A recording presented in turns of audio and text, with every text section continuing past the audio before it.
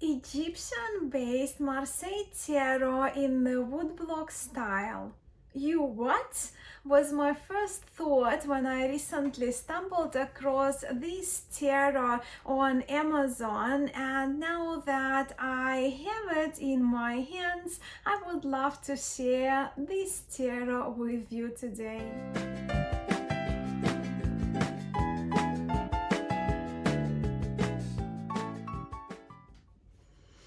Hello friends, I hope you have had a lovely break over the holidays, and as you have seen in the short preamble to this video today, we will be having a look in this video at Le Tarot de Kemet, which is the newest acquisition of mine and new addition to my tarot library. This is the Egyptian style, Egyptian themed tarot that is done in that woodblocky Marseille tarot style. As quite a few of you know, recently my interest in the ancient Egypt, mythology, Egyptian magic got reignited, especially after my visit last year to the large Egyptian museum in Turin and most recently to the exhibition in Sydney. So naturally, Le Tarot de Kemet is very much up my alley at the moment, and Kemet is just an Egyptian name for Egypt, right? What we call in English the area of Egypt.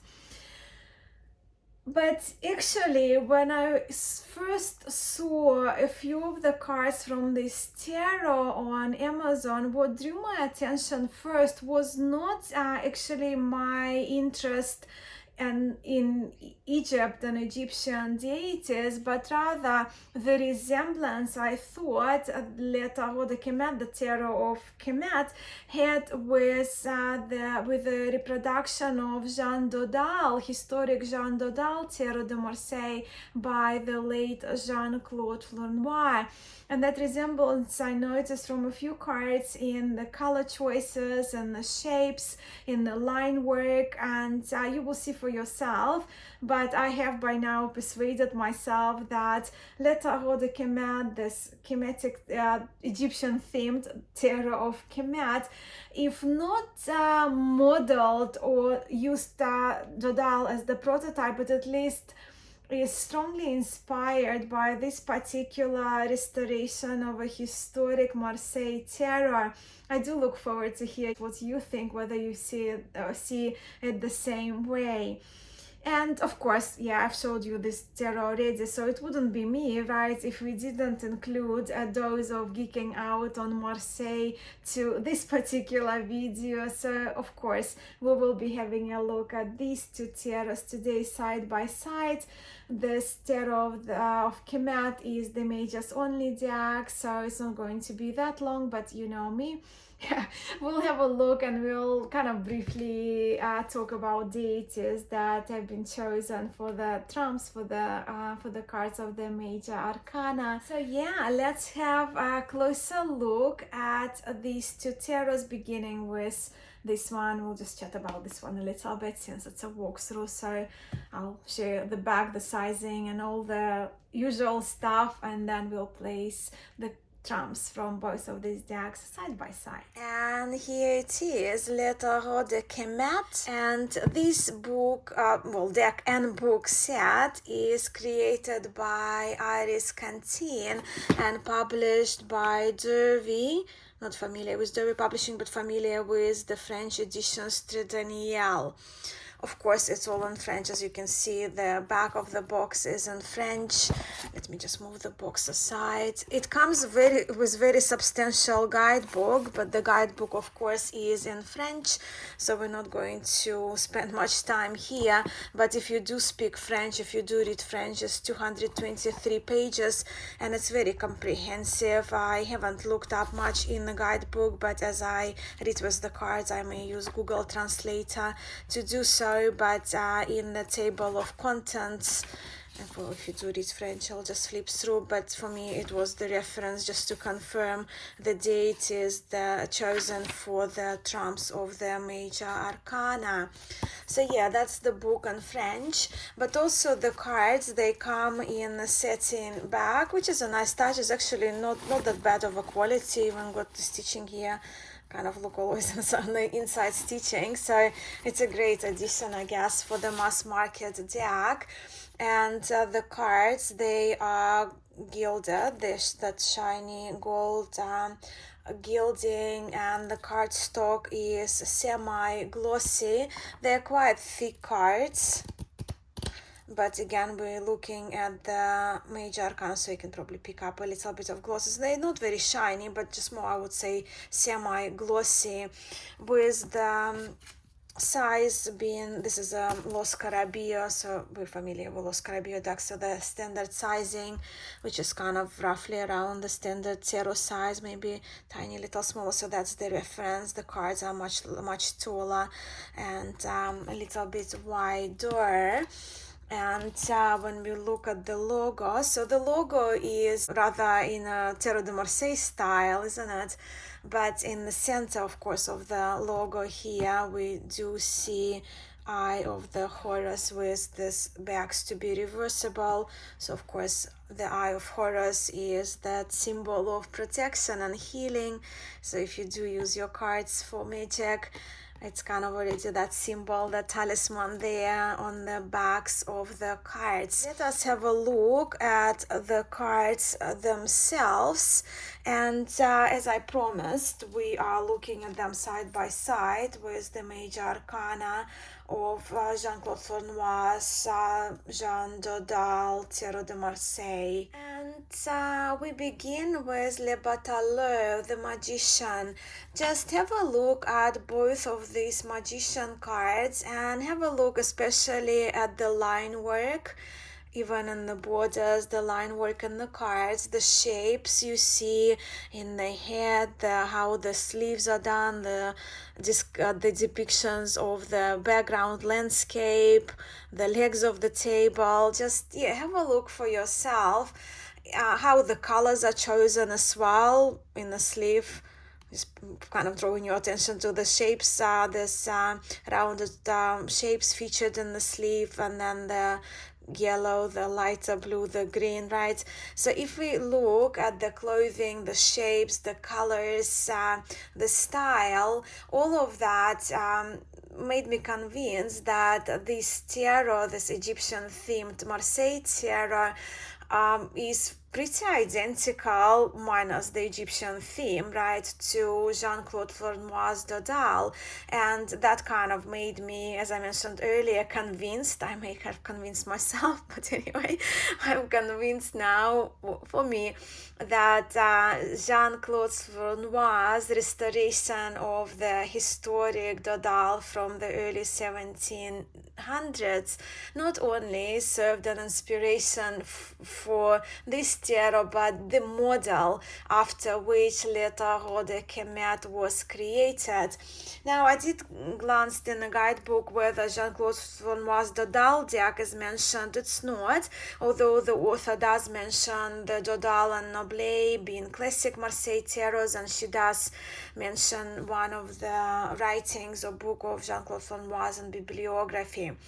But yes, so we see the Magician gazing over to the left. So again, here we do see the difference. In Le Tarot de Kemet, we do see more profile faces rather than faces facing straight ahead or to the side, but the most of the face is visible, right, as we do see in many cards of historic Marseille tarots. And of course, on the table, while the table looks pretty similar, right, the tools are very different given the Egyptian theme. And in terms of the deity, we see Ptah here, green-faced Ptah, who was a male deity of creativity and craftsmanship in the ancient Egypt.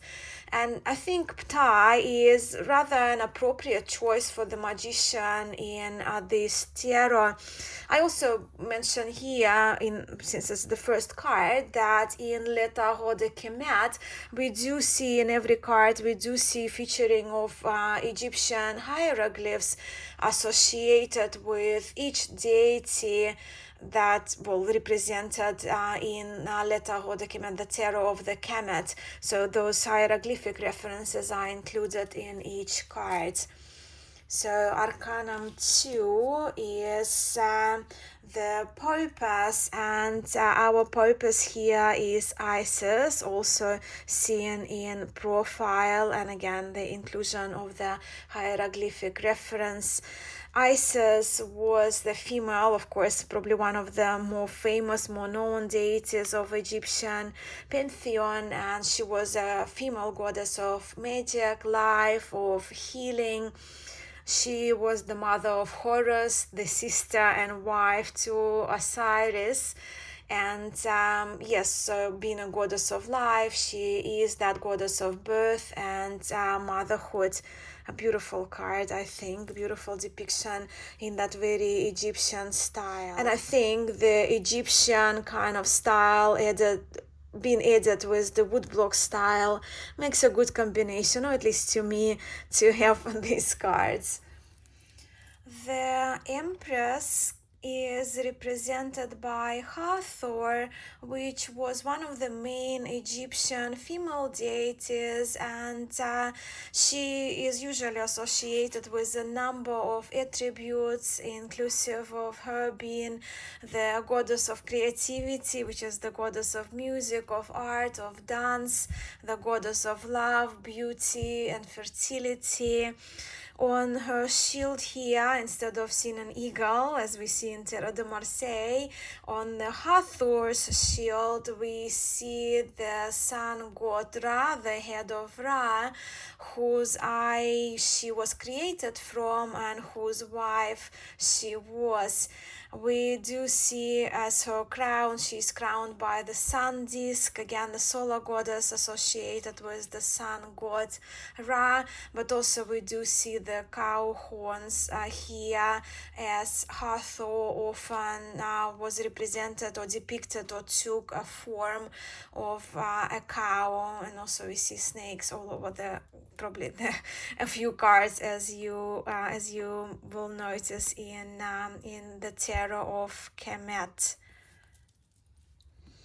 For the emperor, we have Pharaoh, right, the Egyptian king, if you will, and of course Pharaoh here is depicted not with the eagle as we see in Tarot de Marseille, but understandably with the Egyptian-themed deck. With the Pharaoh, we do see once again the sun god Ra, as pharaohs used to be linked to the sun god Ra. But once again, if you look at the skirting of the dress, right, the patterns, the details, the colors, the crossing of the legs, we do notice that, for me, as I mentioned again, that Jean Dodal, this particular restoration of Jean Dodal, was a huge influence on Iris Cantine, the creator of the Tarot of Kemet. And for our Pope, we see here, we have Osiris with the hieroglyphs references here again in profile, and this is Osiris reigning, and Osiris was one of the male gods, the god of the dead, the ruler of the underworld, and with that he was the god of afterlife and resurrection, the god of vegetation as well. And even though often Osiris would be depicted green, here he has this brown complexion. And the lover becomes the lovers, and definitely we can see the Tarot of Kemet is very profile dominated deck. So here, based on the guidebook, the description for the Lovers card in terms of choices, right, of the deities. We see here the choice of Nephthys, and Nephthys, of course, was the goddess of protection and funerals, who is believed to escorted pharaohs to afterlife, right, to the underworld. And as often here, she is also depicted crowned, with the crown being her or headpiece, the house with the basket on top.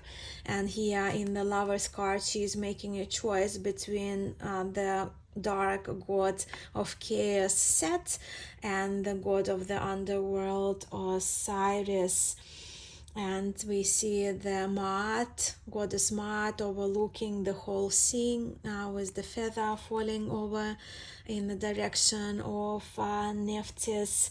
And Maat, of course, is the goddess of cosmic harmony and justice, representing the truth, the feather of truth of Maat. So yeah, the Lovers.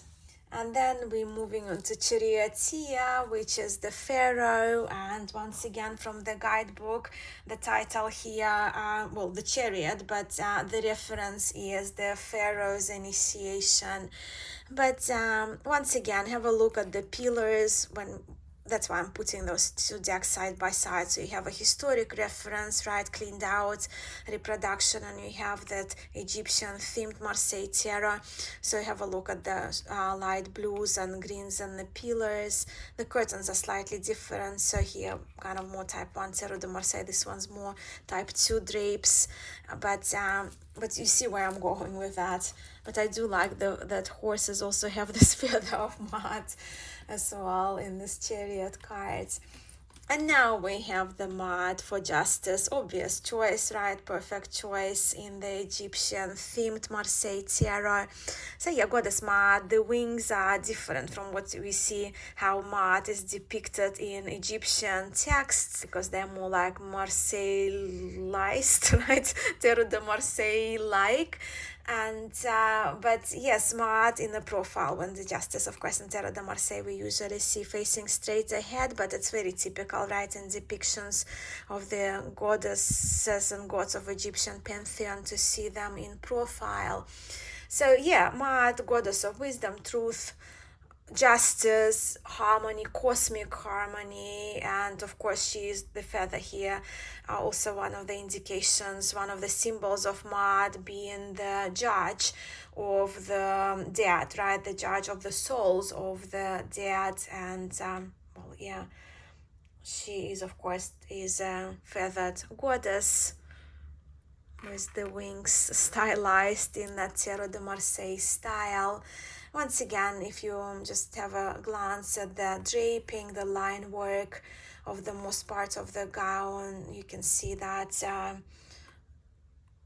it's almost, right, if you look at the drapings, the lower part of the gown, it's almost duplicated, right, in slightly different colors. With the size, actually, the Egyptian deck is slightly taller, slightly larger than the FLornoy's Dodal. For the Hermit, we have here Jehote Thoth. So Jehote being the Egyptian name for Thoth. And then, of course, here we do see Thoth in his traditional depiction with the head of an Ibis. And Thoth was considered to be the god of wisdom, knowledge, of science, of giving advice. Where's the hieroglyphs here? You see the Ibis here is one of the hieroglyphs. Again, pay attention at the draping and the line work in these cards. And the wheel in here, we don't see that kind of wheel with three creatures on top, but we see the two lions, right? So the wheel represented itself by the serpent swallowing its own tail, with multiple stars above there.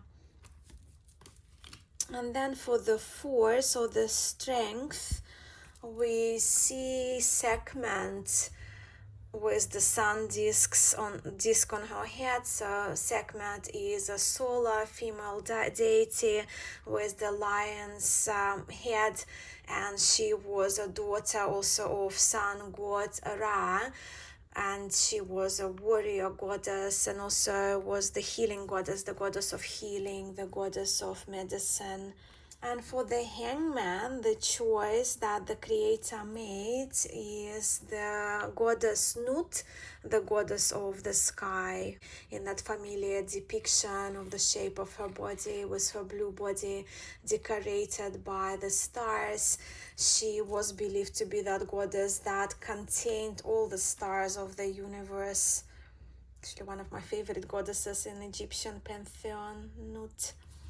And the death card, naturally, for our death card, we have Seth or Set, or ending, based on the book, the depiction of the description of the title of the card, we do see the dissolution of Set, the ending by Set, right? So since it's the card of ending, yeah, and I see here the green-headed Osiris.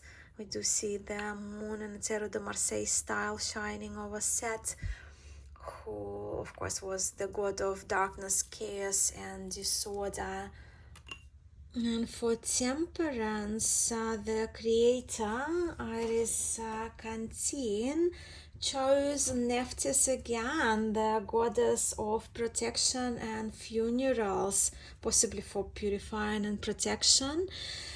And we see Nephthys for the second time around. You remember that we saw her making choice between Set and Osiris in the Lover's card, also depicted with that same house basket headpiece. And here she is depicted just like in Dodal, bare-breasted. And we see the tear because, well, she is linked with the goddess of funerals, right? But also she mourns a lot. She is that mourning goddess. And Set, again, we see Set reappearing. Set as the devil, of course, first Set, understandably. Here he is depicted with this kind of red sand body color, because he was considered that god of the desert or the red land in Egypt. Yeah, Set for the devil. And the tower, of course, very different depiction, given we are here with the Egyptian theme. So the tower is the jet pillar, and jet refers to the column that represents the backbone of Osiris, right? So jet is the backbone of Osiris. Remember, Osiris, the god of the dead and the king of the underworld. So that's our tower. And then we have the star. The star here is the triple goddess. So if you look at the hieroglyphs from previous cards, we can deduct that it's Hatha, then we have Nephthys, right, house in a basket, and we have Isis with the temple as the hieroglyph. But the star is depicted as the sun triple goddess, right, with the sun disc. And the moon. Yeah, I can't shake off that striking resemblance I see in the Tarot of Kemet modeled after Jean Dodal. It's kind of cool, actually, to see the Egyptian-themed Tarot de Marseille decks, Tarot de Marseille style that feels so familiar and almost duplicated after one of my favorite decks. But anyway, the moon. We see here two Thoth gods, or two depictions, two faces of Thoth, right? in my books, and possibly when I do see Thoth, I do see Thoth with the head of Ibis, right, for most part. But also another symbol for male deity, for this male deity, for Thoth, is actually baboon, which we do see here. And the moon, the face of the moon, instead of the face we do see the eye of Horus, and instead of crustacean we do see the scarab, which carried quite big importance in Egyptian mythology, in Egyptian lore. For the sun, in the tarot of Kemet, we see the two sisters, solar sisters, right? They are, and you saw them on previous cards. So we see Hatha, and we see lion-headed Sekhmet, two solar goddesses with the sun discs of Ra, with the eye of Ra here representing the sun. So Ra himself, the eye of the Ra, is the sun. And for Judgement, we have quite a handful of deities here. The Judgement card is the resurrection of Osiris, right, from that famous myth of resurrection of Osiris, who we see in the place of an angel, right in the sky above. We do see three deities depicted below, and here you recognize once again from previous cards, we see Isis, we see Nephthys, female goddesses, and we do see here jackal-headed Anubis, who, of course, Anubis was that god of mummies and cemeteries. So yeah, for Judgement it's a proper choice to include the jackal-headed Anubis. For the world, the choice has been made to use the birth of Horus, right? So generally it's a falcon-headed god of the sky, but as the birth he is depicted as the human, the god of the pharaohs and fertile land. And here once again we see those deities that we've seen: Isis, Nephthys, Osiris, and Set. And our last card for the Fool, we actually see Horus, but Horus as the elder. So the birth of Horus is the world, and Horus as the elder is our Fool, where Horus shown in that famous depiction of Horus with the falcon head. So what do you think? Is this tarot a yay or nay for you? I would love to hear from you. I think it's a unique and fun take on a Tarot de Marseille, and I think it would be a fun deck to use for those of us who have both, right, interest in Egyptian studies, Egyptian mythology, but also for those of us who tend to prefer the woodblocky Marseille tarot style. And if I am to go to Egypt in the very near future, this is the tarot that I will be packing with. Thank you so much for your time and for spending this time with me and for watching this video. Until next time, sending much love to you all.